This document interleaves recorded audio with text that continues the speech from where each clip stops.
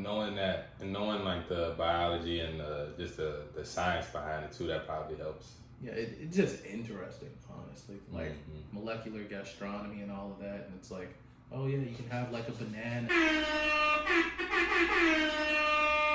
Yo, what's good? What's good? You already know it's that Island God Talk podcast, baby. You already know.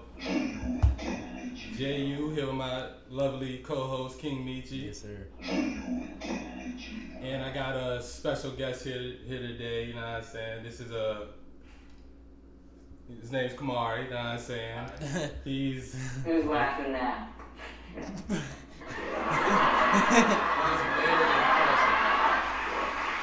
There we go. We got the clap.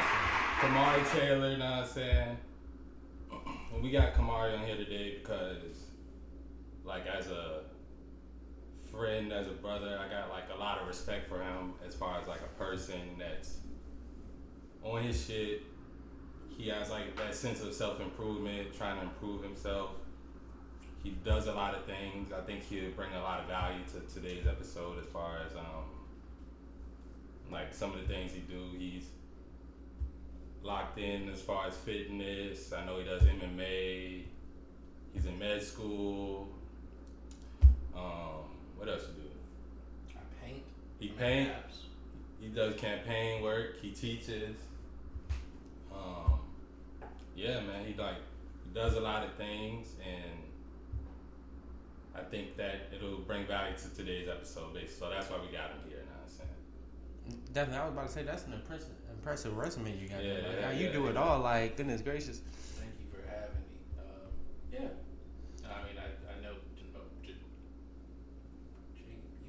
Yeah, J.U. You know what I'm saying? J.U. J.U. This is my first time meeting Mr. Meechyyy. I like Mr. Meechyyy. You both seem like upstanding gentlemen at the very least. Yeah. You got me weak. So I guess we're gonna get straight into it. I'm gonna go with a few questions for him to get him to like explain some things, some processes, and just himself. So like y'all can take away what y'all take away from it as far as like his journey and the dedication, the determination, and the things he's instilled within himself. You feel me? So my first question would be like what's a regular Tuesday? Like what is your regular Tuesday look like? Regular Tuesday. If I got like to bed at a good time the day before, it's 4 a.m. So I try to do 2 a days just because it makes it easier on me. So like 4 a.m. gym, and I do like legs maybe to like 6, 7. Get that done, like legs core. Then after that, I have time to rest, or if I have to go like for like an 8 a.m. session or something. Wake up, emails, ready for class, get all of that done, out of the way. Back into the gym for like core, upper body. Now I'm done with that for the day. Right now I'm in the middle of prepping like some applications, and I started tutoring chemistry and calculus again. So I'm doing that, and then I'm trying to get some of the applications we're getting back into the Math and Science Innovation Center. So a lot of like tutoring and prep work for that, just as STEM is a passion, so kind of helping that next generation really get into it is important to me. That sounds like a packed day, and it Definitely. sounds like you like a lot of different things to think about. Not saying like I know you don't indulge in like alcohol and like drugs and stuff often or at all. Not saying so. I mean, I get drug tested regularly just because we're either working with kids or like a laboratory environment. They want to make sure everybody's. Do you think it would be even like possible with you to like have that type of schedule if you were like on drugs or on anything? I pride myself on like keeping a good schedule. So like any inebriation or anything that happens to me that I feel like I can't really follow through with my schedule, I try to give myself some leeway, but probably not. Like I think it'll just derail me way too much. Like, I mean, there are certain sacrifices you have to make for the pursuit of happiness and for the sake of you achieving the goal. That's just one of mine, I guess. Yeah. So it's like something you sacrifice because I know you've been around like You know what I'm saying? Even I've offered you like a blunt or two before, and I'm pretty sure other people, we've been around people that had stuff in like being able to like sacrifice, not being like influenced by stuff like that. Like that's probably like helped you a lot along the way. Yeah. I mean, like everyone knows like the adages about like jumping off a cliff if your friends do it too, or we were talking about it earlier, but just like a general idea that like I don't think personally I or many people may find any deep, meaningful happiness or improvement. Not to say that every decision in your life needs to be like this really big moral value judgment, but it doesn't seem to benefit or improve me for the certain things that I'm doing, and compromising my values for the sake of indulging someone else just doesn't seem like it'll make me feel better as a person or really get anywhere I'm trying to go. That kind of helps reinforce the idea. Bro, I'm not even gonna lie, you're very well spoken. Like I love that shit. Like I love black men. Like I love how you talk. Like he don't talk like he's not too choppy, like very decisive in your words. Like that, I fuck with that. VC might got something. VC might got something going on after all. Nah, because you I said feel you like were he's been like that a long time before VC, right? Yeah, Like, I mean it's a big part of it I guess comes from just values instilled from like grandparents to my parents to it helps, and then for certain aspects there's definitely code switching just depending on where I am. I'm not going to be the same all the time, but as you should. habits breed habits, and this is where I am with it. Bet. So my next question for you, like, the people, they ain't gonna be able to tell probably because we on camera, but this nigga is like stupid Jack. Like I ain't gonna lie. Like the first time I seen him without a jacket or a long sleeve shirt on, I was just like, what the fuck? Cause he literally jacket, hoodie every day, no matter if it's hot, cold, or whatever the fuck. Like he was like hiding in his body like he fucking Clark Kent or some shit. You know what I'm saying? Like, bro, just hiding his body. But like, what's your like fitness routine? Like, what does that entail? Well, you kind of talked about it, but go a little more. Yeah. So I mean, transitioning from high school and everything, I was getting more into rugby. I played soccer. I stopped and I just did indoor track. So once that season ended, I was a lot more focused on weightlifting. So wasn't as much cardio, but just enough to make sure I get through. So a lot of that was just weightlifting, and again, like I try to repeat the leg, core, upper body, going through the motions on that. Transitioning to now, because I tried to cut down, because I do want to be able to run faster and to have that stamina. So I went from maybe like 250-ish, I'm like near 215, around there now, and still kind of getting to where I want to be. But leg press, like my favorite machine. Then like quad work and hamstrings, because I mean you're looking at like, you know, your biophysics. You need to build muscle on muscle and have your muscle systems work. So being able to generate that force from your core, so that's why like I have core like twice a day. Hamstrings, I need to make sure that I'm able to generate that lifting force and push, so then I can build quads on top of that. Calf work, a good gym always helps with, you know, calisthenics if I'm doing like leg raises or squats, jump squats. Then pretty much chest press, cable flies. I mean, you're consciously like thinking about the biology, because I hear you like talking about like, the different quads, bro. muscle groups and shit like that. So it's like when you're working out, you're consciously thinking about like working which muscle groups. A big fitness inspiration for me is a guy named Connor Nippard or Nippard. He has a medical degree, and he's a physical therapist. And a big thing that like I've been trying to emphasize is the motion, because like generating force is one thing, but if you want to be able to use the power and the explosiveness in your body, you have to be able to move that weight and generate that force, the dynamic movements. You need need to know what muscle groups to contract to maximize your lifting, making sure you have that good range of motion, stretching, every component of fitness, and then knowing that your body is a system, so you have to integrate different workouts that are either compound or isometric, just making sure you hit every group, every part. So I try to structure a lot of like my routine around there. I want to get like one muscle group, then the next closest muscle group, maybe a compound exercise in between, the transition, and then work from ground up. So I do legs, core, then upper body, and maybe back down, and then it's cardio after that.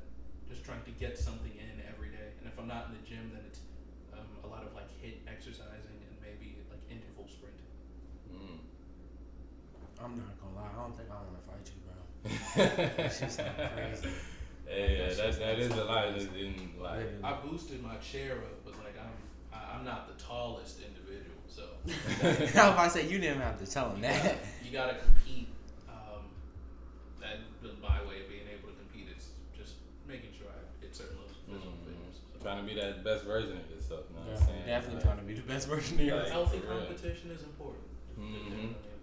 It's facts. That's why I be telling them, like, you know what I'm saying, don't compare yourself to other people, but you gotta you gotta compete. Measure up. You know what I'm saying? That's like, important. You gotta, hey, you know it's people behind you, they trying to get on your ass, like, you gotta let them know, like, y'all ain't about to catch up, and the niggas ahead of you, you like, yeah. I'm like, on your ass. I'm on your ass, like, for real. I Like, think that distinction is pretty important, though, because like, you don't want to chase somebody else's goals, because now you're not living your own path. You're just chasing the shadow of another person's achievement. yeah. As compared, and then you don't ever want to be solely focused on not allowing someone to have your spot, because now you're not doing anything but protecting a position you should be moving on from and elevating beyond.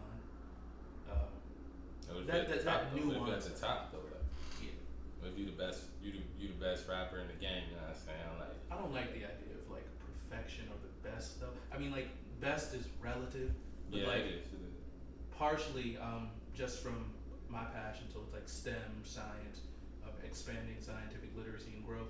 The idea of perfection is weird to me because it's like it's a double-edged sword. Because once you hit perfection, there's no room for growth or potential. Yeah. But then you always want to chase it because that's that next step in measuring your goals. So it's this kind of like cyclical. Yeah, I feel like cesspool you have to know that you're not like perfect. Like that goes into what I was saying the other day as far as like Jordan had a coach, you know what I'm saying, and Serena Williams, she got a trainer, you know what I'm saying. Like you have to know like, okay, I'm not perfect, to be able to allow someone to coach you up and being coachable and stuff like that. It definitely is. You think you see a lot of like professional athletes either learning that or they're not at their like oh my gosh, he's essentially like our ambassador to North Korea. We talked about Dennis Rodman. Yeah, you think like Dennis Rodman maybe at some point in time was like I'm too good for this. I think Dennis Rodman, I felt like, especially like he started playing basketball late, so I don't feel like it's like basketball was life to him as compared to some other people. He was just extremely good at being that paint presence, at being a rebounder, and he's like a souped up role player basically, you know what I'm saying, in my eyes. So I like him. He's like an anomaly when it comes to like that in the NBA, because I don't think he really cared to be like coached up by anybody. Like He definitely didn't. I was seeing an interview about him the other week. He was like, Shaq was telling like he wouldn't show up to practice. Sometimes he'd be showing up late, like, and then afterwards he's going to go party. Like, I would love to go to a Dennis Rodman party. I heard them Jones don't stop. No, that's a little weird in there. I don't know. It probably would. I ain't gonna lie. He's doing cocaine. It's like The Hangover. Facts. That is true. That is very true. But so having that schedule, working out with that intensity, and having your hands in all these different fields. Cause I got certain friends, like, they try to, it's like, boom, you know, like they say you gotta put your 1,000 hours in and stuff like that. Yeah. But it's like they're doing so many things and they're trying to put their 1,000 hours in so many things that they end up making no progress really. How do you do all of those things but still continue to make progress? You know, funny enough, I thought I've had this conversation actually this week. There's a, I mean, it's like, it's a funny enough book, but there's some pretty good gems in there. It was like, it's a New York Times bestseller. It's called The Subtle Art of Not Giving a Fuck. Mm-hmm. It's Yeah. like do you have that book? Do you? I don't have that book, but I know. Yeah. It was a conversation regarding that, but a good part of that conversation having was a lot of that, like the full saying of like a jack of all trades is a master of one, but a jack of all trades is a master of none, but it's better than a master of one. That was kind of like the inception for that conversation, but there's an idea that like I really like from that book, and it's the idea of like, don't try. And it's not to say like you shouldn't put the grueling effort into doing something that you love. Nah, but it's it's like you're having a favorite color. You didn't choose it randomly. You're not being impressed upon to have this different favorite color. It's yours and you know it. And that's kind of how I feel about dreams or my goals. Like I don't have to force myself into trying to fulfill a role that isn't meant for me. So even if it's grueling and it's a lot and it's hard to do, I'm willing to suffer and struggle through that. It's important enough to me. And like our goals and everything change through life. We're not stagnant, but you know what that goal is, what that thing you want to achieve. And maybe you don't, but there's a path that you're willing to take and suffer through to get somewhere. So I don't have to fake it. I'm not, the try could be equivocated to faking. I don't have to fake the effort. I don't have to hate the process, or I can hate the process, but I'm willing to go through it because it's important enough to me and my values. I actually had a friend, like, one time I was telling him, like, bro, like, you gotta stop trying to do that shit and just do it, like, and he got upset with me because he was like, bro, like, because at first, like, it started because he was saying, like, bro, I'm trying, I forgot what goal he was trying to achieve, but whatever he was trying to do, he said he was trying, and I told him, like, bro, you gotta stop trying, like, that's why you haven't done it yet, you're trying, you're not doing it, and he got upset that day, but later on, like, he started, like, to realize what I was talking about. I was about to say, it sounds to me like it's basically like staying in your own lane. Like, you don't gotta worry about nothing else because he's in his own lane. He's doing what he loves to do. I got me. It's like, it's not that I don't consider other people or other things, but I know I want to accomplish this dream. Like, I want to finish med school. I want to go into neurosurgery. I want to, at some point maybe own a pharmaceutical company. Like, I have this kind of, it doesn't have to be a life plan, but I have these goal-oriented values that allow me to plot my trajectory in life. And I know what will get me closer to that goal. I know what will take me away from it. The goal might change, but I'm willing to put the work in for that process. I don't have to try to convince myself that it's the right thing to do. I'm just willing to do it. Or I'm willing to fail. And then for all my failures, I'll take it upon myself. And because of that, I'm able to take all of the success or whatever I can accomplish onto myself. So it balances out, and I think it's worth the time. It's worth that 1,000 hours.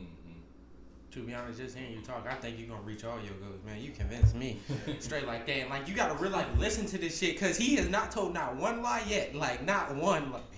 That's what part of why I wanted to have him here, because I felt like this is one dude that I benefited from being around, and just it's because like he's talked about so many things that I didn't have no idea, or just even words that he said, and I'm like, oh, what that mean? And now it's added to my vocabulary and stuff like that. It's just like being around people that aren't like you're like, because that's the same thing with you. Like, you're like, neither one of you are like the typical guy like I grew up hanging around, and it's like that's expanded my growth, because now it's like boom, this man, it's like you don't even need ChatGPT, you're already doing that shit. Like, you don't need Google, like you're already doing it. And it's like, but like Meechyyy, he like, I would never thought I'd be fucking like categorize myself as somewhat of a runner, but I'm saying just being around you and your attitude about things is kind of different than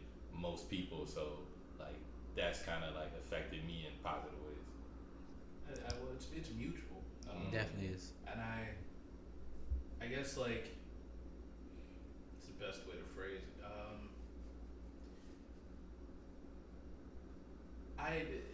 It doesn't seem as though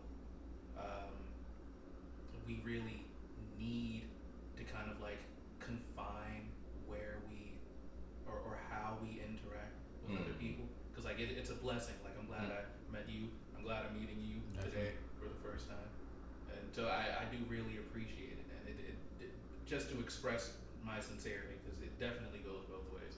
Like I appreciate it. It's kind of like I have a certain life path and lifestyle.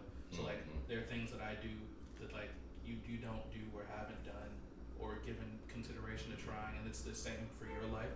And it's kind of like those convergent paths of there's one lifestyle that reaches a certain idea and another lifestyle that can reach a certain idea. And it's like we can find those mutual common grounds on different paths, and those perspectives are really important and insightful. So again, just to add more to it, like I do appreciate you both for having me, and good friendships. Definitely. Yeah, man. Thanks for coming, man. But like that's really what your tribe's supposed to do, is it not? Like, cause now that I'm thinking, you heard us all talk. We all totally different. But like we can all come here and have like great conversations. Like, yeah, and it's like that high level conversation, those sharpening iron type points, because it's like, and like how you can tell between like someone that's just there because y'all have the same fucking habit, same stupid habit, or a trauma bond or something, versus like an actual friendship. Because sitting here talking with you now doesn't feel any different from when we were working together at Amazon. Know what I'm saying? It doesn't feel any different from that, just because, or it doesn't really feel like time has like we both grown in different ways since then. But like like a real like tribe member when it doesn't matter how much time has passed. Like you can still feel that chemistry, and like shit is timeless. Definitely being able to respect the fact that like you don't have to be in someone's face every day, constantly, to appreciate their presence in your life. That's like Warren Buffett, man. He said he got like 3 friends and they see each other like 3 times a year. You know what I'm saying? Like, and if you're trying to be like the best version of yourself, like as far as like success and whatever you're trying to achieve in this life, that's kind of how it's gonna be. Like, of course, me and Meechyyy, we're gonna see each other more often because we're doing the show together. But if it's lonely sometimes. Yeah, it does get lonely, especially like when the people you do have around you in your day to day, like especially if you're at like a shitty job or something, it's like you have to kind of even like numb yourself down to just fucking not fucking have your head explode, you know? Definitely got to put on that persona. This is work me. Like the code switching thing that was mentioned. Like, this is how I have to be here. This isn't my most authentic self. I think a good part of authenticity is kind of required to even live a good life or have really fulfilling goals. It's like it has to intrinsically make you feel as though it's meaningful, that it's important when you're trying to achieve a goal or reach some sort of well-being that actually makes you feel as though you've lived a good life, or at least are happy in the moment. That was a thing I meant to bring up. We're talking about hedonism and stuff earlier. Like, because your interests are always important, but like if I objectively look at what I'm doing, is this the best way? Like, am I doing the right thing? Like, am I really doing things that like help me get where I want to go? Like, if I get up now and like go exercise, like am I compromising on like my ability to turn in these assignments? Am I agreeing to do this thing because I simply just want to maintain this relationship? Like, how honest do I need to be about these things? Are you too honest sometimes that it's no longer honesty, it's just you being crude or rude? It's like, where do you get like the tact from, where sometimes it's like, sometimes I just don't need to say anything, I just don't need to be involved. That isn't important to me. And I think like at times making sure like I balance those out. I think it's like the same. When he was younger, he just didn't have no fucking filter, and we just like If you didn't like it, it was gonna be known. Like with little kids, like the most honest people with little kids, because they don't know, they don't have shame, they don't know. You ask a little kid, like, is that person ugly? Like they'll probably walk up to him and say it. Like you. Definitely, little kids so hard. As my niece, she said my breath stank one time. I was like, God damn. It might, but she's so it's like I don't know. This hurts your feelings. I just have this observation because like there's no. It's like that. I don't want to bring. I mean, I got you. It's like the thing Kanye was saying about like the kids in the restaurant, and it's like probably shouldn't be letting your kids yell in the restaurant, but like every time you get that barrier or that societal pressure to kind of be like, don't do this thing. That's another box that you're in. So now that's another set of considerations and things that you're thinking about that might be preventing you from getting where you want to go or need to be. So now that sit down, stop yelling has turned 5-year-old Maggie into 30-year-old shy in public, can't ask for a raise, dead end job Maggie, who doesn't know what to do with her life because she's never been able to assert herself because every time she does it she feels like she's stepping on someone's toes. So like, I guess to be more specific, I try to get better at balancing a lot of like those values and things, just like making sure, because you know honestly, like talking to women, it's like it's a part of that perspective that's like if we have a problem, like you have a problem with something I did, what do you do? If I had a problem, I'd probably come up to you and talk to you if it was a real life problem. Right. See, but like, there might be times where like, in how we do that, it's really important to actually care about time, place, matter, decorum. Or like, maybe it's not like, something was happening and you were going on with you. So, me feeling as though I need to present this problem, I'm not saying your life supersedes mine or mine supersedes yours, but the consideration that you give people that you care about or want to have some kind of cordial relationship with, that's like a thing that you actually need to consider. Like you can't just go off the heuristic that like I can just be straightforward with men, or like you can't open up to me, or like what's happening inside of you emotionally, whatever you're introspecting is irrelevant. Like I need to actually have some consideration for you as a human outside of like a gendered norm or specific. So getting better with that is just important.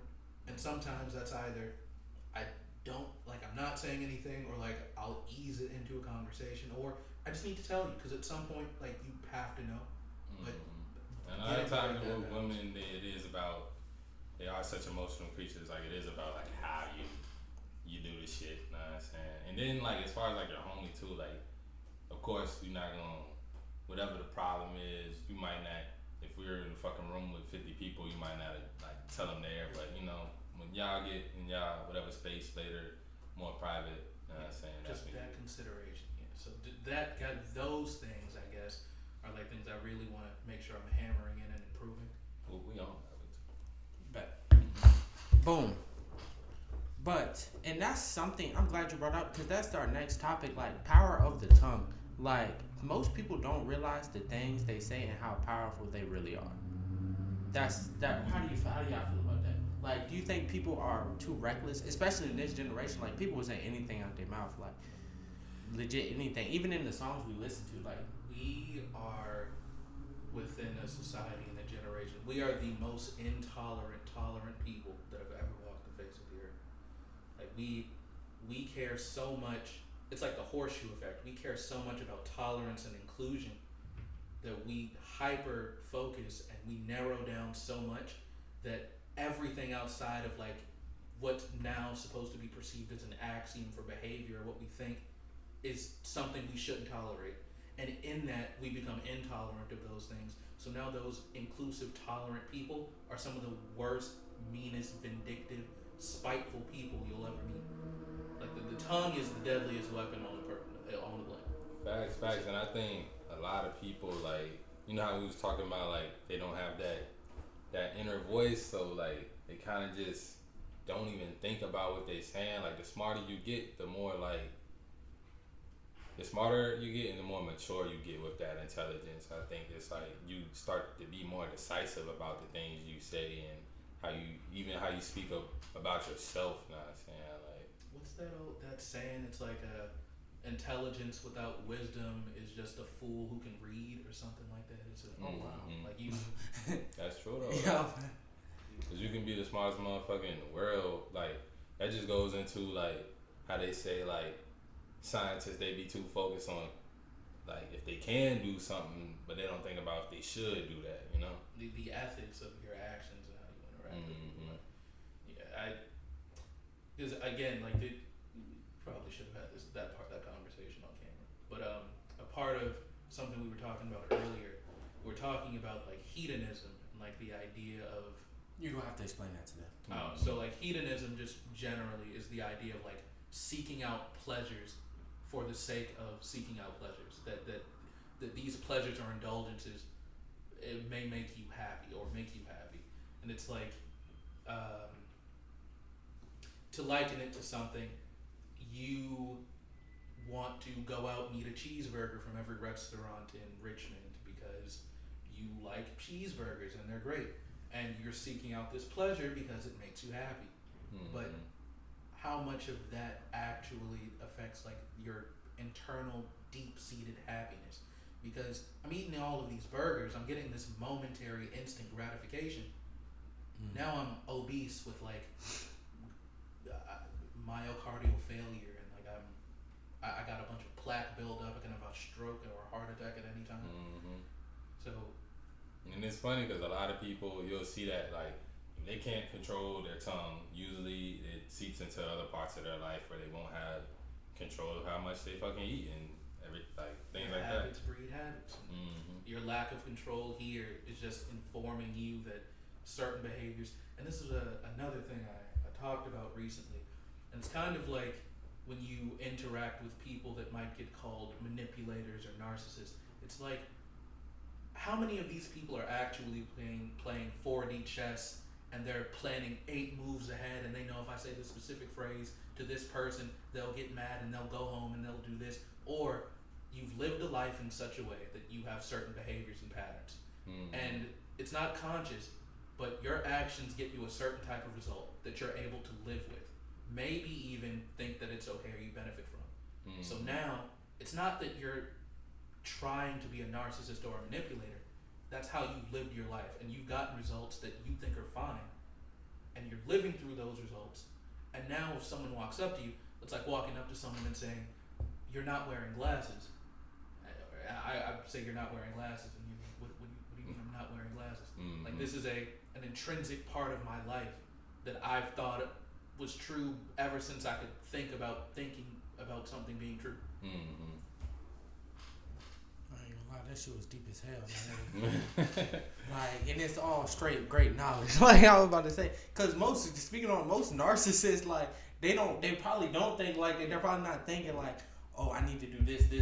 I know for me, as far as like when I was like really manipulated, whether it's women or just people in general, like I would say, like at the Amazon, like you really had no filter, like you weren't caring about like discernment of when or where you were saying things. Me being a little bit older than you at the time, I was thinking like, alright, I could act this way or I can act this way and get the results that I want to get, but it's still not compromise. Like I don't gotta kiss ass, but I could be I don't have to be like fully the mask. I didn't have to be the mask I'm most comfortable with while I was at work, and still like that's basically like that, and like hard work, of course, is what like even like got us into like positions and shit. Yeah. Definitely. Just reflecting back on that, again, like kind of part of the conversation, like every instance or ordeal doesn't require you to directly confront that thing at that moment in that time, at whatever volume, however you decide to do it, or it workplace geniality. Like, I mean, you have a boss or a supervisor, you'll get paid, it messes up, it's on them. Get through it. This isn't like your career. This isn't something you're willing to die for, the hill you want to die on. You don't have to schedule a meeting 30 minutes after work after you clock out just to talk to somebody about something and then bring it up again later. Where it's just and then I know for you, like having that intelligence and like you had way more intelligence than your position required, but it's like a lot of like bosses and shit, they don't want to hear the smart shit from anybody, like because it makes them feel like, this little fucker thinks he's superior to me, you know what I'm saying? And that's why it like kind of benefits you to have that discernment. Okay, like I can say this at this time and do this at this time, and not just get on the radio and tell somebody to shut the fuck up. You know what I'm saying? Mid shift. time and place is definitely important. The valuable life lessons. Definitely. And some things you know, but they don't sink in until they sink in. Mm-hmm. Like that's, I don't remember the quote, but that's like the that part of genius or enlightenment where it's like you know these lessons and these things, but putting those pieces together and then having those connections and being able to abstract and interpret those things, super important. To know something your entire life, but the perspective you're looking at it from isn't allowing you to utilize it to its utmost. So again, it's not like I didn't know to not say things at certain times or what forum or decorum meant, but it's how you put those things into practice. And a lot of times, honestly, just like getting older, maturing, a lot of times you just don't have to say anything. Like you just get a lot further. Just let someone talk, just whatever, let it brush off your shoulder. Definitely. And that's why power of the tongue is so important. Sometimes you gotta know when to shut the fuck up. Simple as that. Boom. And like this episode, we've been talking a lot about gym, like health, wealth, lessons, straight like that. But like, how important is your eating habits? Like, what are your eating habits? Because I don't think you touched on it. Okay, so it just depends on the day. I normally try to make a smoothie or something like a shake the night before, have it refrigerated, so I have that for breakfast / throughout the day. Then I try to make sure I eat at least like 12 hours apart, depending on it. Unless I have the smoothie, then like I got my metabolism jump started. Like I'm making sure I'm watching like my metabolic peaks and everything. Then I'll probably eat around 6 to 7, and I'm not eating anything after 9 o'clock. So, Smart. And whatever I eat, it's lean, mostly vegetables. Maybe I'm willing to eat the same thing every day. Like it doesn't bother me. So it's a salad, tomatoes, maybe grilled fish, grilled chicken. I like mushrooms. Mushrooms are great. Either romaine. Well, I like spinach or arugula, but romaine lettuce is good too. Light on the dressing, and you can mix and match, get inventive, but just making sure I'm in a caloric deficit or in a surplus for what I'm trying to do. So 2,000 calories or more, or 2,000 or less, and I'm not eating too late. So when my metabolism is winding down, my circadian rhythm's telling my body, hey, I need to go to bed, need to stop. I'm not eating past then. I'm making sure I'm optimally burning calories. I'm getting the protein I need in my diet. Vitamins, minerals. I take like a multivitamin, like a vitamin D pill. Just making sure I'm fine. And like flu season or something comes around, so I'll make sure I have like an immune boost or something in like the smoothie. That's good. That's great. Actually, it seems like like a lot of clean, lean, and a lot of whole foods. It's pretty much only water. Yeah, that's very, very strict, and a lot of that discipline with your eating habits. You know what I'm saying? Just how we were saying, the bad habits seep into other things you're doing. So does the good habits. Like you have a good rhythm as far as like the things you eat and the discipline and the times and the schedules, and like even like I like making a smoothie the night before, so you don't even like, that's one less thing you have to do when you want it the next day. So yeah, just make your life easier on you. You don't have to, and I guess a lot of people don't get, you don't have to be a slave to your discipline or your training or your diet. Like make it easy on you. I go out to a restaurant to eat. Like maybe I'll watch the calories. Most things aren't above 2,000 calories unless you're getting a bunch of food. But you know, I'm making sure, you know, I'm being conscious of it, but I don't have to. Oh, you know, I have to get this kale salad with like, I don't know, light vinaigrette, and I have to sit there and chew on one crouton for like an hour and hate me and eat what I want to eat. Just make sure I'm putting the work in to make up for these things, or I'm supplementing what I'm doing. But generally, getting into a habit that you're comfortable with and that works for you. It's not a conscious thing I think about anymore that bothers me. Like, I enjoy what I eat. It isn't a problem for me to eat that thing. Mm-hmm. Like, I could introduce something new, I'll try it, I like it, I don't, but like I have that baseline of this is what I'm comfortable with, like I'm conditioned for this thing. It's not too hard, it's not too stressful. That sounds good. Yeah, don't be a slave to your discipline or your habits.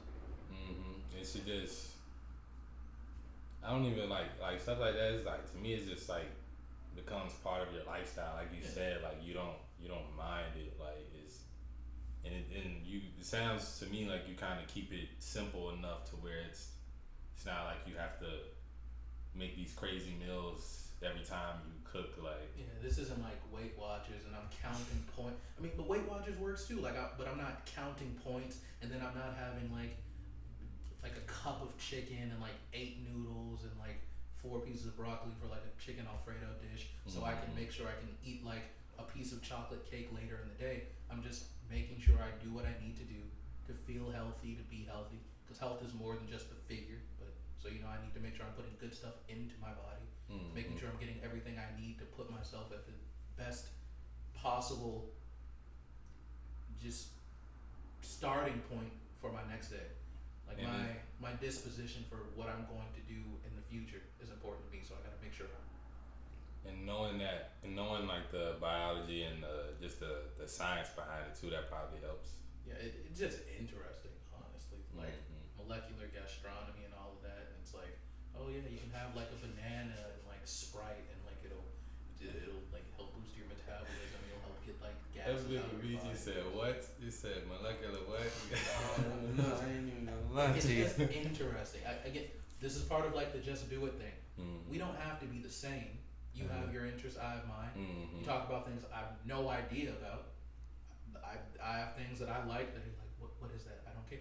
And it's kind of like those convergent things. Like, you don't have to know what that is to know you can't eat a pile of sludge and expect to feel good the next day. Definitely. Bunch of processed bullshit and things like that. I was about to say, like, definitely. But like, for you, J.U., what's your gut health like? How's your gut health like? What's your diet like?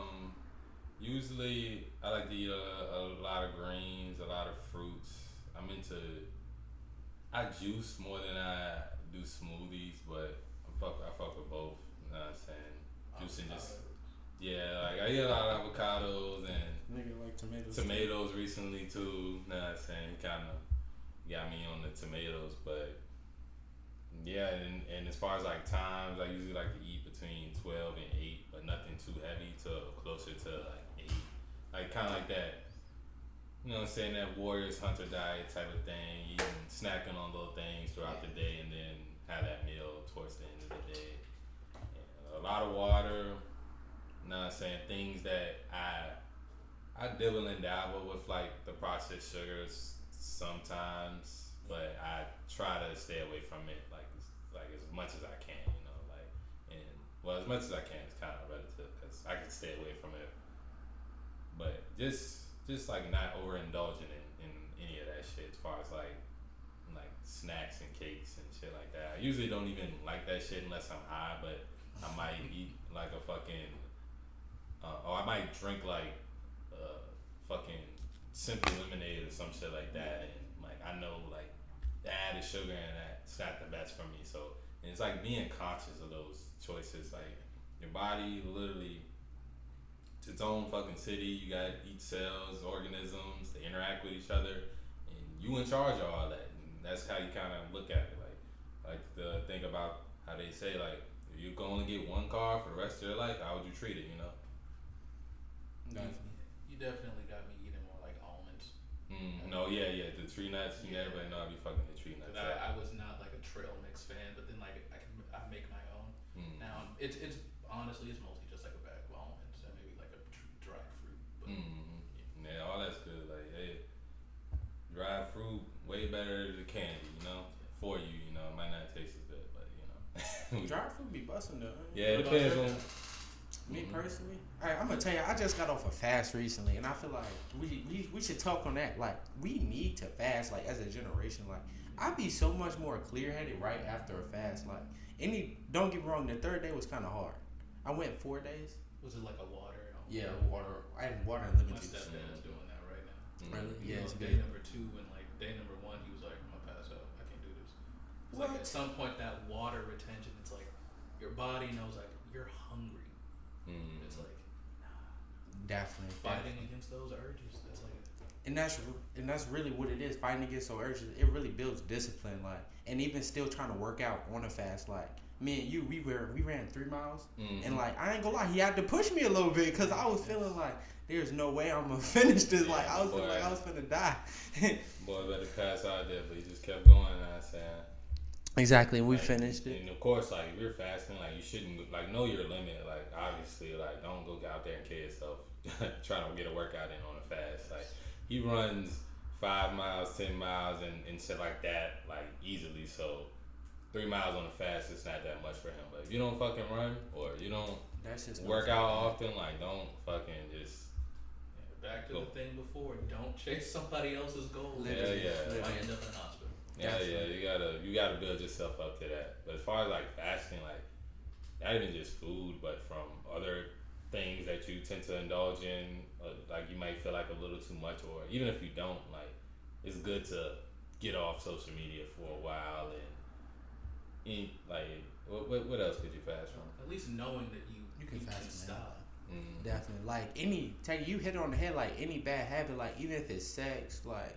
If it's fapping, like it's not even a fast. Like you need to come to like change your identity to the nigga that doesn't fap no more. Fasting might not even simply be giving it up. It's like Lent, or like so you can just abstain from doing a certain thing, or like some fraternities. I know they do this thing where it's like there's no shortcuts, so no elevators. You're always walking up the stairs. If you can consciously think of the shortest way to go, don't go that way. So now you're like it's an ideological thing just to prove that you can do it. Definitely, and I feel a lot of like military shit they do that. Like it might be you might could think like if you're just a private, it might be like something that you have an idea that can make whatever exercise or whatever training thing y'all doing easier. They're gonna be like, no, we're gonna do this shit the hard way. Like, you know what I'm saying? Like, if they tell you to, even though it might be easier to hold your equipment with 2 hands, if they tell you do it with 1 hand, do it with 1 hand. It's just like how you said, just knowing that you can do it the hard way. Definitely. Everybody has those like I could have done that. I could do it if I tried, but like you never know. It's always like I'm sure I can like I'm sure LeBron could touch the door frame, but like it's that like itch. It's like I can do it. But then the other side of that is the same thing with the indulgences, where it's like, you know, I have this urge to do this thing. Again, everything is a balance. I think that's also a really important lesson that just like has been coming into greater salience and focus in my life. Just gotta make sure you're balancing. The extreme on either side is almost never good. Definitely, and with that balance comes discipline too. Like, I feel like that's very important. Like, even with the fasting, anything you want to do, you need to build up that discipline, like, day by day. So, like, when it comes down to those bigger challenges, you can do them. You say, oh, I can do that. You really can do it because you know you've trained for this. Like, simple as that. So, boom. And another thing that's been really trending, like, why is it when men talk about women, it's like, God forbid, they not get canceled, but they get very much backlash. But women talk about men, it's okay. Like, for example, like when it comes down to standards, how women can be like, oh, if you're not a certain way, it's not gonna work. Like, I'm gonna just use weight. Like, how a woman can say, if a man's over 250, I don't want him. But like when men start to say that, like, oh, if a woman's too big, you know, I don't want her. Like, we get judged and like damn near burnt on a stake for that shit. What men say, I mean, as especially like in this Western culture, I feel like it gets demonized. Yeah, as far as like our preferences or what we really want from women. I think like what happens because of that is like women get lied to, and then women get lied to because a lot of men, especially if they don't feel like they have a certain amount of status, they don't feel like they can say what they really feel to a woman or say what they really want out of a relationship because of they know they lose that woman and it's gonna get like demonized. Like if she has these height requirements and weight requirements, but if a dude has weight requirements or ass to booty ratios requirements or anything like that, then it's like it's gonna be a problem. Like, and I think as men, it's like I don't know like what the solution would be towards that, but we just gotta kind of like understand the nature of this shit and just like build up ourselves as much as we can so we can kind of like control the type of woman we get based off like our options. Definitely. And I feel like one thing that can really help with that, like, be okay with getting told no. Like, you're not gonna be everybody's type. Like, simple as that. Like, you gotta learn how to take that. Just for life in general, you have to. It's a part of like what we were talking about before with like the tolerance thing, and it's like this is a big multivariate thing, but like a big part of that is wanting to remove the negative aspects or part of life from life. Like all of those bad things that give you those benchmarks for what you should do or shouldn't do, or shouldn't want. And just removing those things, you just create new things that are now demonized until you are either removing all individualism and experience, or you're hyper focusing on a certain aspect of it that clearly doesn't fit everybody. And I guess from that is also, as you were saying, it's just it's the game. Yeah, and it's basically. not it, but people only tend to view it from the perspective that they hold. definitely. Like men have a certain set, is their double standards. No one person is going to change those, or no one group. That's the whole idea of a Double society. standards is part of life, literally. So again, knowing where you are, how you measure up, what you play into is important to you, but you still have those choices. And men, there are benefits clearly, and there are disadvantages to it. And with the expansion of social media and connectivity, the standards that women have, or the accessibility that they have to different men, or to the standards that they have, that's just part of their benefit. And it's not exactly like it's unwarranted, because in the same breath, when you're talking about building yourself up as a man, I think everyone here would agree, it's not just like making money. It's like a physical, mental, spiritual thing. But a lot of people, you have like in certain aspects of like the red pill or black pill community, it's everything is dismal. You can't trust women. Everything about them is bad.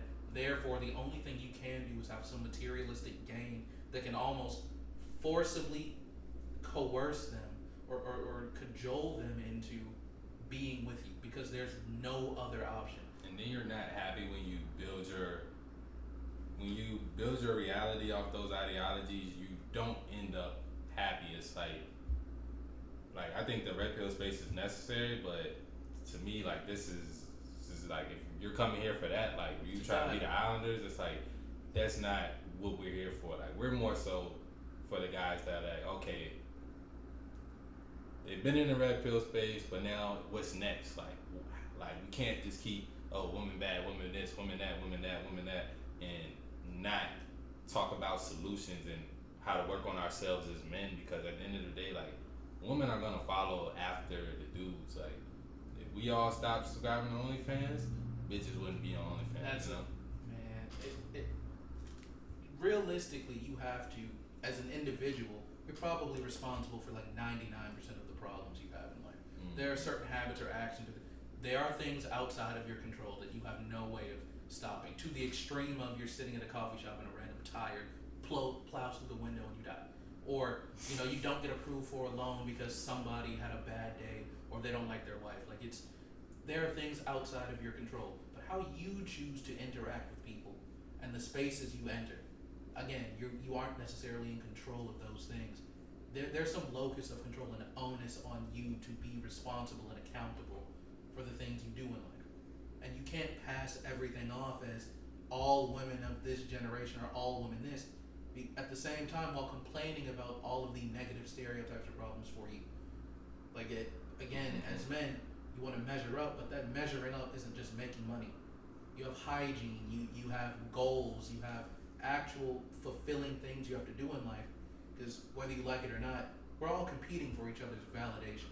And like, when you want to self-actualize, that's like less than 1% of people ever, humans, are going to get there. But the goal is to strive for it. But you're competing for validation.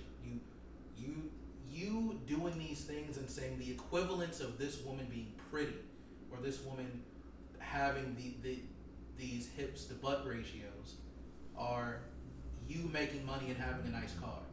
And it's kind of like an oxymoronic idea that you want someone to truly care about you and what you are inside, but all you have to show for you is the car or this fleeting momentary pleasure or happiness that will be superficial to get the woman superficially, but then you don't know where your relationship or anything else went wrong. That's like, you Because end you up like aren't Bam here Man with Kevo, her. man. You're just I was here with thinking her. that same shit. You Like, end up like Bam Man like that, getting a BBL because, and wondering why all the women you fuck with only wondering why all the women you fuck with only like want you for your money, and then they're going to fuck other dudes behind your back and all that shit. It's all you showed them. Like, it's the same thing when you look at a girl's Instagram and you call her a hoe, or whatever the case may be, you call her a hoe because like, oh, her ass is on Instagram, she's parading herself around for people. And again, like, you have a business or whatever, like there's a certain image you want to project for that, but you're trying to flex these monetary values because it used to be that way. Again, it used to be a good man, to earn a good wife, a beautiful wife, you needed to have a job and provide for the family. But being a man is not simply, I have the monetary ability to keep a household, literally, just to physically keep the house from the bank. Like, there's, now that women, there's becoming more pay parity. In some aspects, women outpace men, and however you want to break down that analysis, it's not simply enough for you to just make money. You actually have to care about who you are as a person, where you are as a person, where you're trying to go. yeah, I You think can't those just things set throw you money apart. at a woman. All women aren't prostitutes and strippers. And when you choose to only make money, that's great. When you only choose to make money and present it to women, you're asking them to be. It's like the OnlyFans thing. You're asking for the market you hate. You're paying into the very thing you don't want. that is true. But I think like double standards, it is what it is. Like, now that is like a part of the game. Like me, I can take the fact that it's like some stupid bitches out here that would demonize what I want from a woman, just because like I know like fuck it, like it's so many women out here, like that's why I got a zero tolerance policy for any type of that bullshit. Like, if like she got like crazy ideologies or she thinks something's supposed to be a certain way, because my problem is like, how do you want traditional values out of a man when you're the furthest thing from a traditional woman? You know what I'm saying? So to me, like, if she thinks like that, then I don't even want her around me or in my space. Like, I might bring her on the podcast so I can flame her up about her feelings and all that shit. But besides that, it's like, nah. Like, that's why it's like, I mean, and I don't think we can really change the fact that our preferences or how we feel or what we want from women is gonna be demonized just because it doesn't align with how they feel. So That's a broader cultural movement that just it is what it changes over time. You have cultural movers. A lot of people play into culture to expand its reach. It just at one point we had a lot of chauvinism. We've had feminism. We've had the whole anti-Delorean thing. We had metrosexuals for a period of time. Like, that was the thing to do and be. So things move on. It's a part of the game. Some people fall into it. Other people won't. But you'll be more fulfilled. And I don't know. I haven't lived my whole life. and that happiness isn't going to come from following those trends. It's going to come from your internal appraisal of whether or not those trends or what you've done actually hold value to you. That's why I say fuck them trends and zero tolerance policy. From me, all the Islanders out there, you know what I'm saying? We like, hey, don't be going for that shit when it comes to the host. There's too many out there. Even if you feel like you know what I'm saying, we was talking about one-itis and you feel like, oh, it's the one and all that bullshit. Like, nah, bro. It's not worth it. Like, especially like, you do have to understand, like, you have one life to live. You can't be living it according to how somebody else feels and shit like that. Like, nah, you know the game and just move accordingly. What are some of your policies on, like, I don't know, interacting with women? Like, what are some things you look for or some disqualifiers? Disqualifiers in women? Really, it's their mindset, like, how you talk, how you act around me. Because me personally, like, I talk and act a certain way. So if you're not, like, similar to me, I just know it's not going to work. So you look for yourself in, like, a... Somewhat. Like, I you definitely look, do. I think that's more so like, you want a good reflection of you out there. Like, you don't want no bitch I that's don't want gonna no be... hoe. Like, yeah, like, you don't want a hoe and you don't want a girl that's gonna, like, embarrass you or just be somebody that when people look at, they're like, it makes them, like, it brings you down in status because you're like, oh, he's fucking with her. I know her for getting trained on. She was a porn star. She's on OnlyFans and... That causes a lot of schisms between men and women. Because, like, to play devil's advocate, that a lot of what you said would come off as, so I can't live me or be the most authentic me without fearing that some man is going to look at me and say, I'm not good enough or worthy enough for you. I mean, say, you can be you as a girl, as a woman, but I'm just not fucking with you. Yeah, like I need for the good reflection to be kind of like yeah, like I feel like most women, as long as she's not like too far gone, she's able to listen and is coachable. You can kind of mold her to what you want her to be. But me, I need you to already be somewhat of what I want you to be. Like, I'm not. You gotta bury the build. picture. Yeah. I'm not finna go get the crazy bitch from the projects that lives with roaches and all type of stuff. And like, yeah, I could take her out of that and change her environment.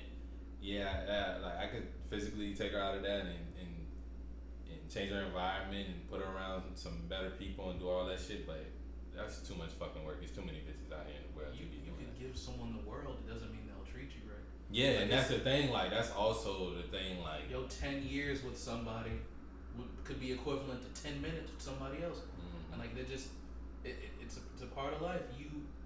I think we often, a lot of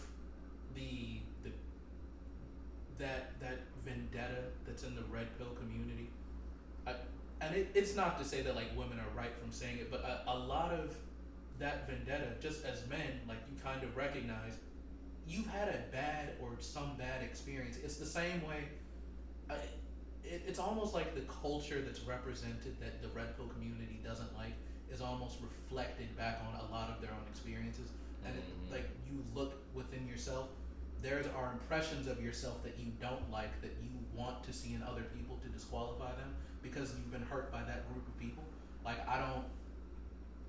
it's the type of guys you go for, which is true, but it's also a hurt people, and you can't keep judging people with these standards because some girl did something to you prior. Mm-hmm. Like if you're expecting them to grow up or grow out of this thing, that it still works for them to the extent that they can live with it. They can still have the momentary bliss or happiness that they're okay with getting. It's the same for you. So what impetus do they have to change those behaviors as opposed to you changing the behaviors that you recognize that you already think are a problem that you're preaching about? It seems like there's a lot of lack of responsibility on a lot of men specifically when dealing with a lot of their own internal problems. And you get a response where it's like, well, they shouldn't do this. We can't preach about accountability and responsibility and then immediately point the finger when we don't like the answer to a question. Yeah, cause that's a big thing, because it's a lot of women blaming over on that side of the internet, and it's like to me, like, it wasn't being hurt by a woman or somebody else showing me or like what or anything like that. But well, I guess it was kind of being hurt by a woman, but not like she took my money in a divorce. But like a lot of guys, they find their way into the red pill like that. Me, it was getting falsely locked up by a woman, and after that, I had problems like trusting women, and I just stumbled upon the content while also like looking up like self improvement stuff, and I feel like that space is necessary because they do kind of teach you how to deal with it, but it's like they don't go far enough into like accountability of men. Like that's why I wouldn't consider like Kevin Samuels a guy that was in it, because he was really heavy on the accountability of men and getting your shit together, and like because to me, like I always say, women should be like the easiest part of your life as a man. You have so much other shit to do. Focus on your purpose, your goals, and all that stuff. Your mental health, your physical health, your spiritual health. Women should be the easiest part of your life, and it was like part of me like didn't understand why dudes be having so many woman problems, and then like being in that space, it kind of like taught me, and now I understand it, but to me it's like you have to have that self accountability when it comes to like dealing with your problems, because if you do, you're gonna become a better man, which will lead you to hopefully leads you to be in better spaces and better places, and ultimately around better women, and having like and being like stern on your standards, because at the end of the day it's like for like yeah, like what a woman wants out of a relationship, that matters also, but it's like they have so many outside influences. Like men, especially like men on self-improvement, like we're taught to check our beliefs, like why the fuck do we believe something, why do we feel this, why do we feel that. Women, they don't really have that. That's why it's like, don't get the bitch that say, oh, I need a nigga that can handle me. No, you get the one that's pre-handled, you know what I'm saying? Like make your life easier. I agree, like that. A lot of, because again, it's going to happen to a lot of men. It's not slowing down unless like the government gets involved. But it's like you're hurt and you don't necessarily have those emotional outlets or those support systems. A lot of time for men, it's like, you know, you got about 30 minutes out of me of being sad, but then you got to get it together because there's a recognition that like everything moves on. She's doing it, everything's moving on, and as men, you want to like appraise the situation as, how would I treat my friend, like my best friend? Like, how would I treat you? If I did something wrong to you, you express this to me, it's like, we're having a reasonable conversation, and the reasonable outcome for this is we should do X. But it's not the same, and you can't expect those same things. Mm-hmm. From you keep, and a big talking point in the red pill community is men and women are different, but you can't keep evaluating them the same way you would evaluate other men. Mm-hmm. And that makes that nihilism, that I hate this is bad, all of that content, but there's no way out. Nihilism is supposed to be temporary. Like this is a dip in your life, it's bad. This is supposed to make you and urge you to do better and get out of that and find some good. The best part about it literally is teaching them to understand a female's nature, because then you won't have that, oh, I'm trying to evaluate this shit how I would evaluate shit with a man. Like, nah, like, I mean, ideally, women, they're gonna operate out of emotion. I think they might do it a little too much sometimes, and it varies, but you need them to, because they are the nurturer, they are like, that's their role as far as, you want that nurturing part of her, but you also need to be thinking like, okay, I need that emotional part, but I need her to be somewhat rational enough to where she's still gonna be a good mother and not gonna have my daughter with her ratchet cousin and they twerking in front of while the girls looking at Zeus TV and watching Blueface and Krishan beat each other up, like. But like, I'm glad you said that, because that's kind of, earlier you mentioned I kind of a devil's advocate thing. When like a woman says like, I need a man that can handle me, you just described handling her and having her in her place. Now it becomes a completely different thing in a different context when certain women say that, or when certain men get upset when women say that. but it's a lot of that is that idea, and then like however it's bastardized or changed throughout media. But we all have our roles and our places to play, and if you're putting yourself in like that masculine role, you have to assert yourself. And another big thing that, like, again, because you have jaded young men who may or may not have been raised in households without masculine figures, or they're expecting the treatment that they see girls get. Like, in that situation that happens, you're probably told, oh, well, get over it, and you see her with her friend group or like 40 people, a bunch of dudes, whoever, comforting her, running to her beck and call, and you're like, why do I not get that? Why is that not afforded to me? I'm a person too. I feel like I was wronged in this situation. Why am I not getting the help? And then you go into these spaces jaded and upset, and you think, well, someone needs to handle me and my emotions. I need to be cared for. I need this caretaker to handle me in the same way. And it doesn't seem to be a lot of conversation about like that difference that you were talking about and describing. Mm-hmm. And kind of figuring out where you lie as a man in that relationship, in that dynamic. Because like you said, the whole, you can't want me to be a traditional man if you're not a traditional woman. But even outside of like those relationship values, what values do you have as a man in terms of dealing with your problems and issues, even if they're emotional? In life, generally, as a man, it's like a resource game. A lot of things, or someone wants to take what I have or take my spot, and I can't afford. I'm a firm believer. My grandpa has always said this to me. He's passed now. That one big thing he always said was men have to earn their tears. It isn't just afforded to you. You don't have to like it. It's one of those double standards. You do. You have to earn your ability to cry or be upset. You have to earn the right or the spot in that safe space. You have to build your kingdom so that you can weep in sorrow in the face of your glory. You have to give yourself the ability to have that leeway, and it's just one of those double standards. It's a part of. Like, I mean, to me, it's like, as a man, I feel like it's like, if she wants security from a man, and that involves being not like the type of handle that I was talking about at first was kind of like, oh, she's this loud, ratchet Joan, and she gets overly emotional and aggressive. But to me, it's like, either way, if she really wants that security from a man, it's gonna come with giving up some of those freedoms. And to me, I don't look to like my woman to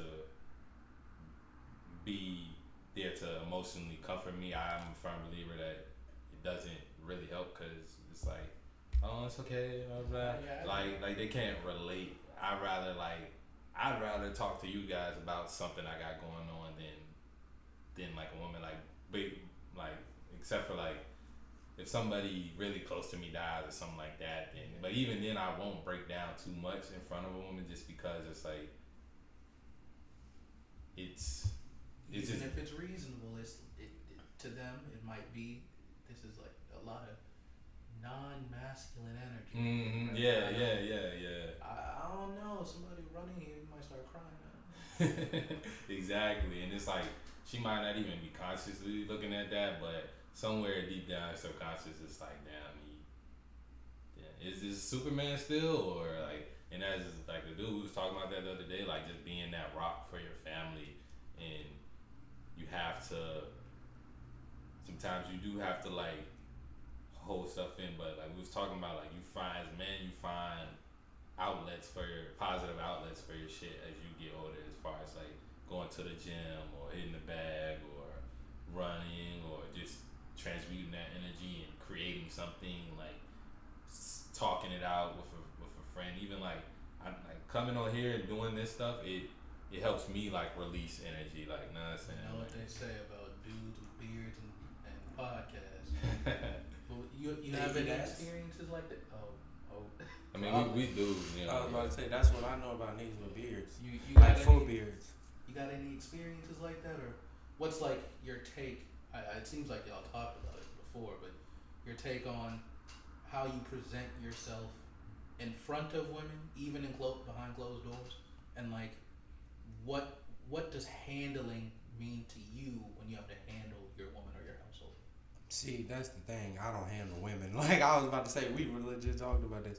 Like it was a girl that literally said like, or she was like, it was about zodiac shit. She was like, oh, she's a Sagittarius. Like you couldn't handle that, like, cause they say Sagittarius. Yeah, Like we don't want you. Like, we don't. Hey, Simple as that. Even if she has that thought that she needs to be handled, like I'm not saying like you don't be there, like to emotionally support your woman, like when she's sad or going through something, but it's a difference between you handling her like that and her just being loud and reckless. Like me, I don't even like loud women. I like feminine, docile, like around me, but like it does, like she can like lift and like know how to fight as well, but she's around me like even like I don't know, I kind of always had that effect even around certain like masculine women. Like they get in my presence and it's like, oh, they're kind of nervous and shy. It's because of the way I present myself. Like I'm not going for any of that shit, and I don't even have to tell them most of the time, but I think they just feel like, okay, if I do some stupid shit, he's about to kick me out, he's not about to go for that shit. This is just a complete side tangent. It kind of amazes me how many people, like a lot, especially women, are just afraid to talk to people and look people in the eyes. Mm-hmm. Like you can really eye contact with someone will just shut down their entire being. Like you could look into someone's soul and it's like nobody has ever looked at me and demanded that I speak back.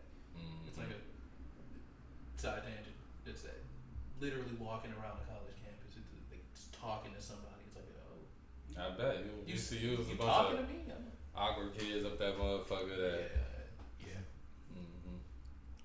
Oh yeah, definitely. But you good. But that's the end of today's episode, man. Thank y'all for liking the video, because I know y'all already did. Make sure y'all like, subscribe, comment, show some love, man. Yeah, show some love, man. Appreciate you, Kymari, for coming on the show today, man. Dropping hella knowledge. Definitely have you back sometime in the future. Y'all know next week we doing our first live stream. We're gonna have a few ladies here, you know what I'm saying? We'll have some fun, you know. We're gonna have some fun. It's gonna be a good time. And definitely like, hey, we're gonna try not to. We might have to throw a couple of jumps out, but it's like, you know, so we're gonna have our fun days, and we're gonna have days like this where it's straight like value, and you know what I'm saying, you can really get something from this. I feel like it's very important. Like that's the reason why we even created this, because we trying to help people, we trying to help ourselves, and a lot of times up here, like we are, like I said before, we speaking to ourselves first, and just to like reiterate and drill stuff, especially when it comes to like self-improvement and health. Like, so we don't want to feel like anybody to feel like yo, we coming at y'all, but we kind of are. Like, if you a lazy fat fuck, and like if you've been watching us, like, and you're still a lazy fat fuck, supermodel if you out of shape. Yeah, you know what I'm saying? No goals, nothing. You're not working on yourself, and then you expect a woman to throw herself at your feet. You're fucking delusional. That's and all the islanders, like, you know what I'm saying? Y'all know that for sure. Cause like we drill it to y'all every day. Like, if you really hear every episode, like, you know what I'm saying? You know, you like, look at your fingernails right now and they're black. You need to do something about your life. Yeah, unless you just got our work for real. And you gotta be mulch or some shit, some real dirty ass shit. Yeah, facts. Alright, though. Any last words, anybody? You wanna shout out anything you got going on? Anything you got going on? I mean, I make apps and websites. I paint portraits. My Instagram is just my name, KYMARITAYLOR. Oh, that was my email, but hey, you shoot them an email too, you know. Definitely, and we can put that shit on there. I just make stuff. I like making stuff. I tutor. I exercise. I try to be a good person, I guess. All you're supposed to do. This was great. Thanks for having me. Definitely. Make sure y'all tap in. Hey, yo, keep breathing correctly. Good foods, good health. Taking care of yourself. Know what I'm saying?